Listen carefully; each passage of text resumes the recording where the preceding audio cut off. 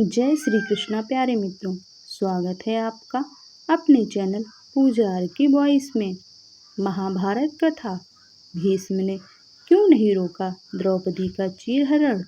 इसकी वजह में छुपा है कलयुग में हो रही बुरी घटनाओं का सच। महाभारत में द्रौपदी चीरहरण के समय भीष्म सहित कई वरिष्ठ जनों ने मौन धारण किया हुआ था। ऐसे में कई बार मन में सवाल आता है कि आखिर भीष्म ने द्रौपदी का चीरहरण क्यों नहीं रोका। आइए जानते हैं बाणशैया पर लेटे भीष्म ने द्रौपदी को इसका क्या कारण बताया था।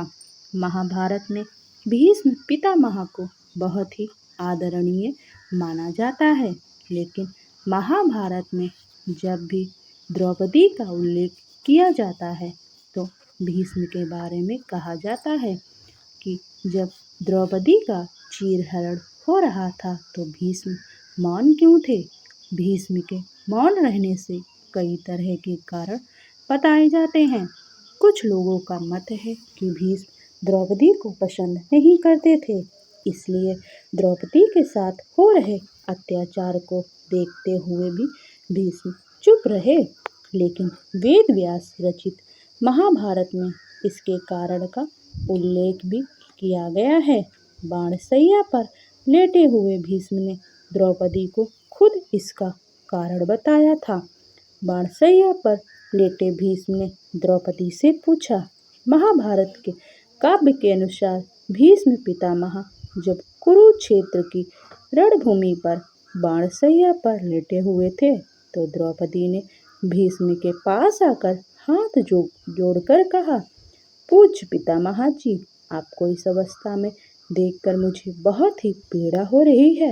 मैंने कभी नहीं सोचा था कि आपको इस परिस्थिति से गुजरना पड़ेगा, लेकिन मेरे मन में एक प्रश्न है कि अगर आपने मेरे अपमान के समय मौन धारण नहीं किया होता तो आज किसी को भी यह दिन नहीं देखना पड़ता। आपको उस दिन मौन नहीं रहना चाहिए था।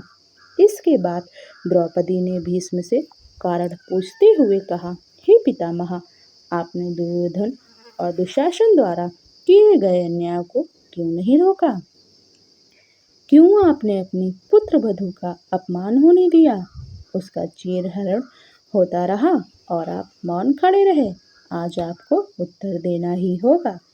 इस कारण से द्रौपदी चीरहरण के समय मौन थे। भीष्म द्रौपदी के सवालों का जवाब सुनकर भीष्म की आंखों में आंसू भर आए। भीष्म का मन आत्मग्लानि से भर गया। भीष्म ने टूटी हुई आवाज में कहा, मैं जानता था कि एक दिन मुझसे यह सवाल जरूर पूछा जाएगा। मुझे इस बात का अंदाजा था। तो सुनो द्रौपदी, मैं आज तुम्हें यह सत्य बताता हूँ कि दुर्योधन द्वारा किए गए इतने बड़े अपराध को देखते हुए भी मैं चुप क्यों था। भीष्म ने द्रौपदी को बताया था कि जिस समय मैं कौरवों की राज्यसभा में था, मैं दुर्योधन का दिया अन्न खा रहा था, जिसे दुर्योधन के पाप कर्मों से कमाया था। इस कारण से मैं दुर्योधन का अन्न नमक खाने की वजह से उसके अधीन हो गया था। मैं चाहकर भी कुछ नहीं कर पाया।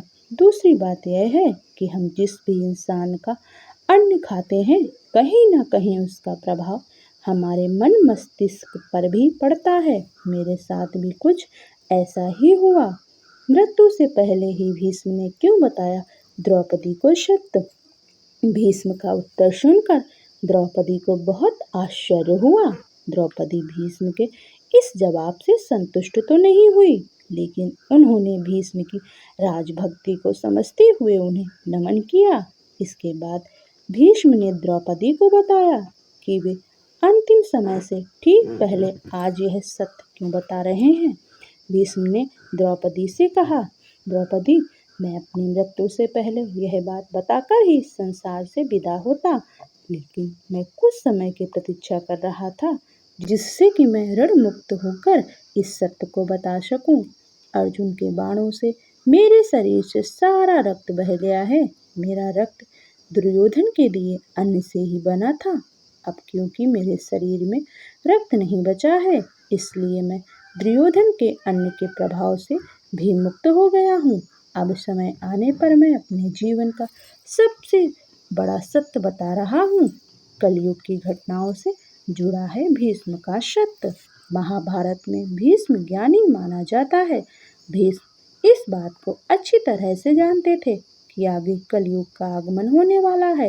इस कारण से महाभारत में हुई घटनाएं यहीं पर समाप्त नहीं होगी, बल्कि कुछ बुरी घटनाएं कई बड़े स्तर पर बढ़ती ही जाएंगी। कुरुक्षेत्र में हुए राजरंजित युद्ध का प्रभाव युगों तक लोगों पर हो रहेगा। बुरे लोगों में और भी ज्यादा नकारात्मकता आती जाएगी। वर्तमान समय में भी यही देखने को मिल रहा है। भाई भाई का दुश्मन बन रहा है, स्त्री का अपमान किया जा रहा है और लोग सत्य का साथ नहीं देते। क्या किसी स्त्री के सम्मान से बड़ा है अन्न का कर्तव्य? महाभारत में जिस तरह भीष्म ने दुर्योधन जैसे बुरे व्यक्तित्व वाले व्यक्ति का अन्न ग्रहण करके मौन धारण किया था, वर्तमान समय में भी हमें यही देखने को मिलता है। आज भी भले लोग अगर बुरे लोगों के यहाँ काम करके उनका दिया अन्न ग्रहण करते हैं, उन पर अन्न का कर्तव्य निभाने की एक जिम्मेदारी बन जाती है। इस कारण से उन लोगों के गलत करने पर भी अन्न खाने वाला व्यक्ति बुरे लोगों का विरोध नहीं कर पाता। इस कारण से कहा जाता है कि बुरे कर्म करने वाले लोगों का अन्न कभी ग्रहण नहीं करना चाहिए और ना ही ऐसे लोगों का साथ देना चाहिए। कहीं ना कहीं भीष्म का सत्य वर्तमान समय का सत्य भी बनता जा रहा है। जबकि सामान्य सी बात को समझें तो द्रौपदी के चीरहरण की भीम सत्य घटना को रोका जाना चाहिए था। अन्न का कर्तव्य निभाना किसी स्त्री के मान सम्मान से बढ़कर नहीं हो सकता। राधे कृष्णा।